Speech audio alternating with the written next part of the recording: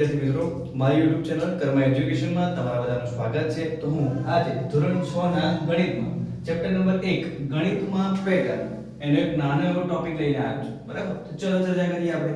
તો ચેપ્ટર 1 ગણિતમાં પેટર્ન, પહેલો એવો એક ટોપિક છે કે ગણિત એટલે શું? શું છે ટોપિક? તો કે ગણિત એટલે શું? બહુ સિમ્પલ ટોપિક છે। તો ગણિત એટલે કે એક પ્રકારની પેટર્ન। શું ભાઈ? કે ગણિત એટલે કે એક પ્રકારની પેટર્ન, બરાબર। આ પેટર્ન એટલે કે આપણે ગુજરાતીમાં એને કહીએ છીએ ઢાંચો। શું કહીએ છીએ? ઢાંચો કહીએ છીએ। સાહેબ જો ખબર ના પડે, એકદમ દેશી ભાષામાં સમજાઈ દો તો કે પેટર્ન એટલે એક ક્રિયાનું શું થતું હોય? પુનરાવર્તન થતું હોય। શું થતું હોય ભાઈ? એક ક્રિયાનું શું થતું હોય? પુનરાવર્તન થતું હોય। એને શું કહીએ છીએ આપણે? પેટર્ન। કેવી રીતે? ઉદાહરણ તરીકે વધારે સમજ આવશે આપણને। તો ઉદાહરણ તરીકે લઈએ તો કે સૂર્યનું ઉગવું। શું? સૂર્યનું ઉગવું।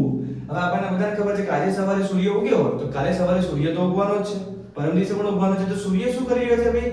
એક પ્રકારની પેટર્નને ફોલો કરે છે। શું કરે છે? અનુસરે છે। આજે ઉગ્યો તો કાલે પણ ઉગવાનો છે। તો આ શું દર્શાવે છે? એક પ્રકારનું ગણિત દર્શાવે છે કે આજે સૂર્ય ઉગ્યો તો કાલે પણ શું થશે?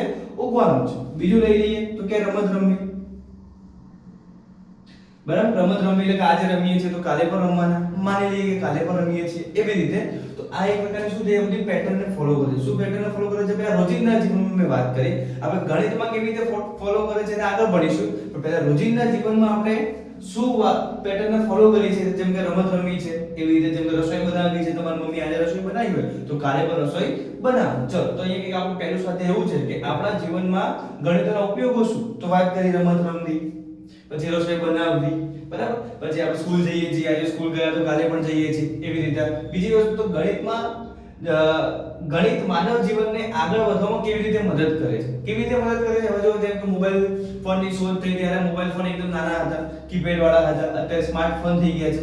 પછી જ્યારે કોમ્પ્યુટરની શોધ થઈ ત્યારે કોમ્પ્યુટર બે એક રૂમમાં આવતા હતા, અત્યારે નાના એવા ડિવાઇસમાં પણ કોમ્પ્યુટર સેટ થઈ જતા હોય છે, બરાબર। તો આપણા રોજિંદા જીવનમાં શું થતું હોય છે? નવા નવા એક્સપેરિમેન્ટ થતા રહેતા હોય છે। તો એક પણ પ્રકારની શું થતી હોય છે? પેટર્ન ફોલો થતી હોય છે, બરાબર।